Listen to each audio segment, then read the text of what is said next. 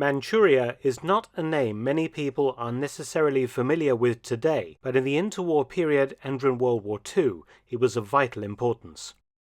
A coal-rich region of northern China, it is ethnically different, the ancestral lands of the Manchus, horse-riding tribes that had swept south in 1644 and conquered Ming Dynasty China, populated by the Han people.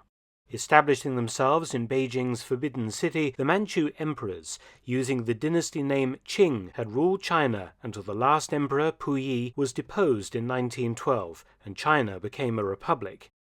The Japanese wanted Manchuria to feed its industrial revolution and military growth, and in 1931, taking advantage of decades of internal disorder in China, snatched the province. Manchuria was a buffer state for the Japanese against the Soviet Union to the north, which it feared also had designs on the region.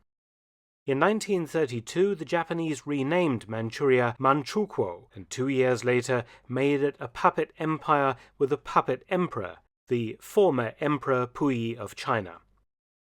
By August 1945, Japan was almost completely defeated, yet still resisted the US and British Empire forces across Asia. Millions of her troops remained in eastern China and Korea, and a depleted army in Manchukuo. Japan was making peace feelers via the Soviet Union to the US government, when the thing that they had feared most actually happened.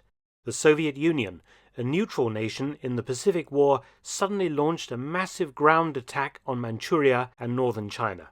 Soviet leader Stalin was making good on a promise that he had made previously to the British and US leaders, that he would attack the Japanese exactly 3 months after Nazi Germany was defeated.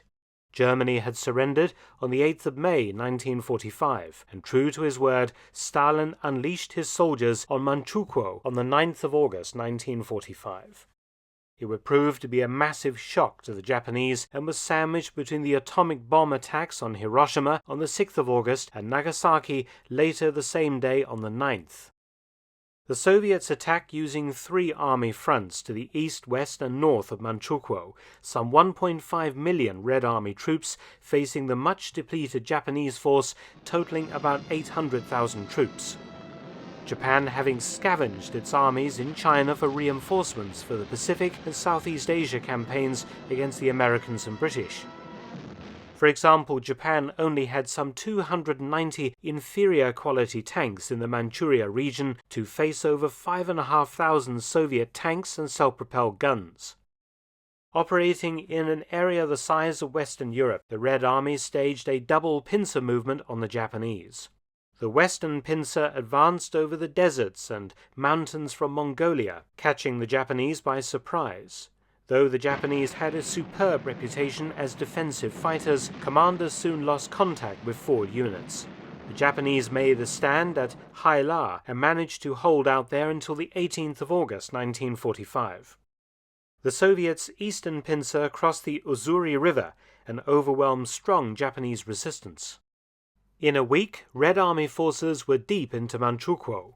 On the 15th of August, Emperor Hirohito made his famous radio address that he was ending the war. The word surrender was deliberately not used. But in Manchuria, the fighting continued. The Soviet advance battled through pockets of Japanese units that either refused to give up or who had not heard the order to surrender. On the 20th of August, the Red Army reached the cities of Mukden, Changchun, and Qiqihar. A ceasefire order was then reluctantly sent out by the Japanese High Command, 5 days after Japan had already surrendered to the Western Allies. The Emperor of Manchukuo, Puyi, was captured trying to board a plane to Japan. On the 18th of August, the Soviets staged amphibious landings in northern Korea, the island of South Sakhalin, and the Kuril Islands. The latter two would remain Soviet territory after the war.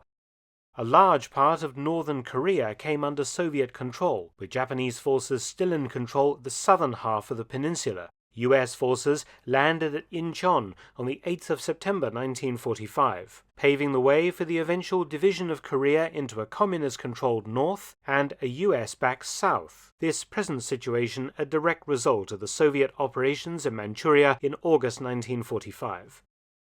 The Soviet invasion of Manchuria was a contributory factor in forcing Japan's surrender over fears of a Soviet invasion of northern Japan itself. The short campaign also gave Stalin a place at the victor's table when the spoils of war in the Far East were divided up and left Soviet forces in control of a large swathe of northern China, helping to aid Mao Zedong's communist guerrillas in its later operations against the US-backed Chinese nationalists. And of course it led to the creation of a North Korean communist puppet state under Kim Il-sung.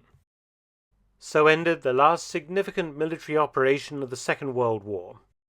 Thanks for watching, please subscribe and share, and also visit my audiobook channel, War Stories with Mark Felton. You can also help to support both of my channels at PayPal and Patreon, details in the description box below.